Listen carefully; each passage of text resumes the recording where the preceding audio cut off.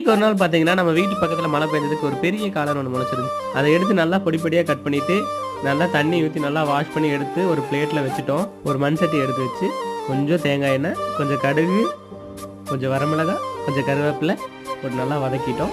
ஒரு 2 பெரிய சைஸ் வெங்காயம் போட்டு நல்லா வதக்குன்னு வதக்கிட்டு, கொஞ்சமா உப்பு, கொஞ்சம் காளான போட்டு நல்லா வதக்கிட்டு, கொஞ்சமா மஞ்சத்தூள், கொஞ்சம் மிளகாத்தூள் போட்டு நல்லா வதக்கிட்டோம்.